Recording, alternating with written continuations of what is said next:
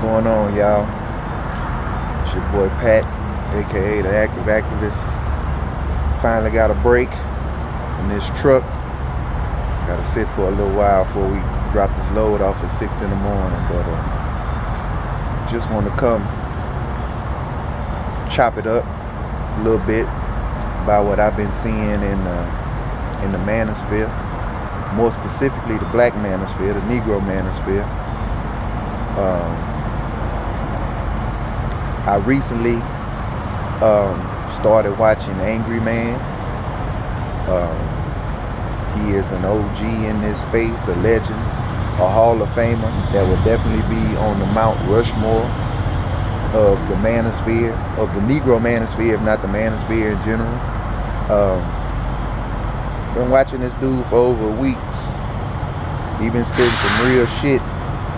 He been calling out some real corny shit, some goofy shit, as he says. You know, just different uncivilized and immature actions and things that a lot of men in the space been doing. Yeah, guess he's motherfucking out. But yeah, man, it's just I had messaged him. I'm a patron of his. I sent him a message, you know, just asking him for more understanding. And you know, I guess that's it, man. Just asking for more understanding in this space. Him being an older guy, an established guy, a married guy with kids. You know, he know a lot. He's seen a lot. He got some viewpoints I don't necessarily agree with 100%, but for the most part, I agree with the dude 80-90% of what he's saying. And it's like, I don't understand what a lot of you guys, let me not say that. I do understand what a lot of you guys are going through. When I got introduced to the space, my introduction into the space was through Tommy Sotomayor. Through him, I found Rom Wills, and I found BGS Igmore. Those were the only three guys that I rocked with for a really long time. And then I dibbled and dabbled in the space, and you know, it kind of got monotonous and tiresome to me. And I was dealing with other shit on my activism shit, Black Lives Matter shit, politics, reparations, etc. I had what I thought was more important shit to worry about. But that was in 2011. I was 25, 26 years old. I'm 36 now. And I have learned that a lot of the things that we need to accomplish as a people, we're not going to be able to accomplish that as individuals. Everybody want to talk about rebuilding Black Wall Street and this and that. Well, y'all act like out of all these black economic centers, these pockets of black excellence that we had in the early 1900s that got destroyed by racism and because of integration and because, you know, the white man's water is colder. Single people didn't build that shit. Families built that. Men with wives and kids built that. A lot of people talk that shit. Do it for yourself, man. You know, don't let a woman be your motivation. It sound nice in theory, but in practice, that's not what it is. Men do shit for their women and for their families. Men do things to leave a legacy. Having a bunch of money on its own is not a legacy. You need a family. You need somebody to mentor, to have a direct input with. You know, you have to be a good example for the things that you want to see. And a lot of these red pill guys, red pill ragers, that's how I got into the space. I was a red pill raging dude. I was 26. I was fresh out the Navy. I'm young. I'm doing it. I'm out here getting money. You know, what the fuck is wrong with these black women and these black women this blah blah. Yeah, in the beginning it was all anger. But when you been around the space long enough and you chop it up in enough comment sections, I was very active. Twitter, Facebook, YouTube. I was late to Instagram, but I eventually end up getting on it on Instagram too. But it's like when you've been around long enough and had enough conversations, you being in the film and entertainment industry, I've had conversations with hundreds of men and hundreds of black women and heard the complaints from both sides. So I get it. But it's like, once you get past all that and you start listening to the other side, you can begin to get a greater understanding of what the problem really is. And to my red pill guys, I get it. You think women demand too much or expect too much, and to an extent I agree. But I mean, I guess my thing is like, dudes don't want to pick a struggle. You can't complain about the community if you don't want to build the community, and you as a single man can't build a community. Talking about pump and dump is not building the community. Pump and dump is gonna make you a daddy on accident. I'm 36. I've been through my fuckboy phase. That was when I was in the Navy, out of high school, balling, making all this money. I ain't had shit to do but, be a young nigga. Be a young nigga. And I had my fun. But it's like when I became, 27, 28, I had my epiphany. And I was like, this shit is not what I want. I've always wanted a family and kids. And that's how you build community. So like for you red pill guys out here going around to other people's spaces trying to espouse or preach the gospel of red pill, MGTOW, cis-bim, etc. Hold on. I'm gonna light this back up.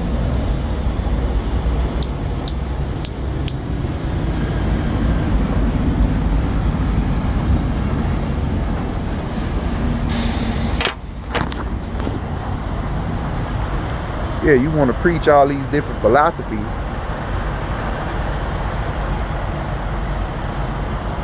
and you want to tell family guys, relationship guys. I wasn't raised in a two-parent household all my life. My mother and father were not married when I was born, but I do have a man that raised me and that I call father. And I got a lot of my ways and habits from him. I had uncles in my life that taught me things. I had respectable, hard-working, honest, decent men in my life that were married. And I got to see relationships and marriages up close. And I want that. And my thing is, again, if you want community, if you want the community to be fixed, if the problem is strags and single mothers and this and that, then you don't leave them. You try to figure out how to become what you need to become for them. You be the best man that you can be. I had a little chop up with Obsidian, and I had heard both of these guys, OGs, been around, but I hadn't been watching them, but I had been hearing their names in every other space I was in. But me and Obsidian had a conversation because I came in offering unsolicited advice. And basically he was saying, as a select man, that I really can't help the non-select man. But I had to tell him, and we came to an agreement, and it's cool. I respect this space and this platform, so I'm not going to come with some contradictory message. But I'm like, as a black man, as a retired Navy veteran, I've seen non-select men become more select. Maybe not select as me, maybe not as select as other men, but they have increased their status. They have increased their level. They have increased their attraction level to women by self-improvement, by making more money, by getting their bodies together. And that's one of the things that I told him. I was like, women are angry. He made a post about women, about select men not being able to be held responsible for the problems that women experience out here dealing with men in general. And I was saying, well, a lot of women would say, playing devil's advocate, a lot of women would say, it's your fault, square, educated, lame guy, that you don't have the swag, or that you don't know how to talk to women, or not be an asshole, or that you are not as in shape as you could be. And I was just telling that, I'm like, I would tell men, I'm a personal trainer too, get your body right. I'm not saying I'm not no super big buff dude. I'm a natural guy. I'm a athletically built guy. You can tell I work out. I look good, but I'm not no muscle head. I'll get there one day. I'm about 205 right now. Just got to change my body composition. But I'm like, these are the things that I've seen men do, and it has worked. So that's what I offer to a non-select guy. I offer advice. Don't be content in your non-selectness. He would say getting suited and booted and having business about yourself is enough, or that's what he preaches. I'm like, that's cool, but those are just 2 of the check boxes you can check. Why can't you also get your body in shape too? Because my thing is, there are women who will be attracted to you as you are, but do you want those women? And if you're not satisfied with those women, then you have to increase what you can increase. We can't just snap our fingers and make more money, but we can all work out, we can eat better, we can take care of ourselves, we can groom well, we can be fresh and clean, we can dress and present well. Like, look the part to get the woman that you want to get, right? And so for these red pill guys out here, this is really what I see. A lot of this red pill shit that these dudes talking about is just the male equivalent of level up, divest, swirl, etc. Like, some of y'all might get lucky and can get a non-black woman and get you a very attractive non-black woman, even if you're non-select and you don't have the best swag and the most charisma and the best character and the best attitude and know how to speak the best. That's cool. Some of y'all, the overwhelming majority of y'all, not gonna have that kind of luck. Y'all not gonna have that kind of success. So you have to start knocking off the strikes against you, and just, a motto that I live by is pick a struggle. You can't be everything. You can't be short and fat and broke. At most you get one of them. You could be short, but you better be, if you're gonna be in shape and paid, or you be fat, but you better be, paid and look good or whatever. Like, there's things you have to do, and you can't get upset that everybody got their preferences. I'm a single guy, never married, no kids. I've had plenty of opportunity to marry non-black women, date seriously. Like, non-black women are extremely attracted to me. They make it known. But I'm holding out. I'm an activist. I'm in the movement. I'm in the black empowerment movement, and it's about the image and what I'm putting out to the rest of my community for me. So I'm holding out my damnedest to give me a black wife that I can set an example with and show my community that, yes, black love is real, black marriage is real, and this is the foundation of the community. Because everything else that we want to do starts with that. We don't have any political power because we don't have any community power. We don't have any community power because we don't have families. A bunch of individuals are not families. We're just people. Individuals don't build shit. Communities and groups build shit. We build together. It's a unit. It's a collective effort. All these people want to be their own boss. Everybody want to be the chief. As they say, too many chiefs, not enough Indians. And it's crazy, man. But yeah, these guys, you red pill ragers, going around trying to tell everybody marriage is bad and this and that is bad. If you can't find a good woman, say that. You can't find a good. Don't knock the rest of us. We still got hope. There are good women out here. They just ain't picking you, and you have to figure out why they not picking you. And you can sit up and complain and say, well, it's this and that, and I should be good enough. But if you're not good enough, you're not good enough for those women that you would like to be coming, to seeking your attention. But yeah, man, it's just like I said, man, to Angry Man and Obsidian, I look at them as like two opposites of the spectrum. They did some real grown man shit the other day. They came to, a gentleman's agreement. And I hope they both gentlemen and they stick to it. I'm gonna be paying attention because this is what I do. To see who start beefs, who end beefs, who's being diplomatic, all that shit. And they squashed their little beef that they had, and which is a good thing because these dudes were on good terms once upon a time. And I understand men gonna have their scraps. We men, we have strong opinions, we territorial, it's all kind of shit. But like I always come to be a peacemaker and look for the consensus, and I want to do what works and what's effective. And you red pill guys running around talking all that shit, y'all gonna bring a horrible light to the space. Obsidian had already been put in the spotlight. That's good. That's one OG in the space that got that exposure. I hope Angry Man is next, coming from that opposite end. But I mean, yeah, everybody in the space, man, it's just I've been around. I'm in the black women empowerment spaces, in they live chats, because I know a lot of y'all motherfuckers can't stand that. Y'all can't listen to them women talk shit about y'all. And I can look and listen to them because I understand that the vast majority of the shit they talking about is not me. I'm nice looking, I'm handsome. Nice looking, nice body, handsome. I'm paid. I don't have no kids. I don't have no criminal record. I'm a retired Navy vet. Like, I got a lot of positive attributes about me that a woman can find attractive.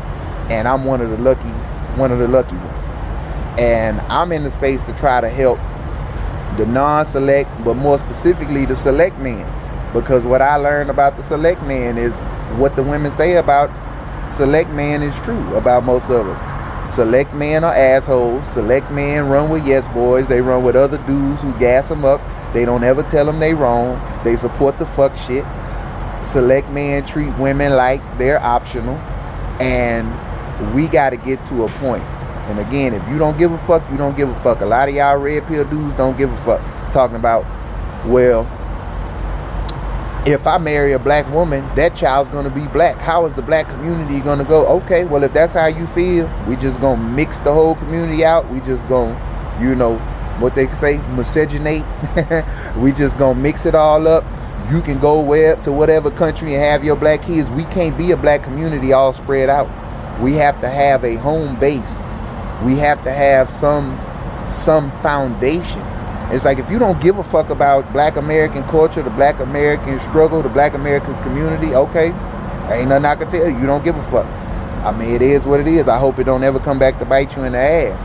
But for the men who do give a fuck, like myself, like Angry Man, the select men among us, we have to be the shining example. If we're not going to be the best and the brightest, if we're not going to be the good husbands, if we're not going to be the good boyfriends, if we're not going to be the good fiancés, then what the fuck should they expect from the non-select men? If we got all the skills and we the ones that's blessed, but we want to squander our power and our blessings, what does that mean for the rest of the community? And that's just what I want to tell select men. When I really get to making content, I'm making content for the select men who can attract women. Attract women, no problem, but you can't keep a woman. What is it about it? And like I said, women, oh, he's an asshole. Oh, he don't text me back. Oh, he don't this and that. I'm not saying you got to be on the phone with your girl all day, texting all day. You're a select man. You're a busy, productive member of society. I know you got shit to do, but I'm just saying, the compromises that these women want us to make are small for the select men. They are small compromises. For the non-select man, it's a bigger lift. It's a bigger lift. You gotta look better, smell better, talk better, earn better. You got a lot of shit that you have to improve about yourself if you want to get a certain level of woman.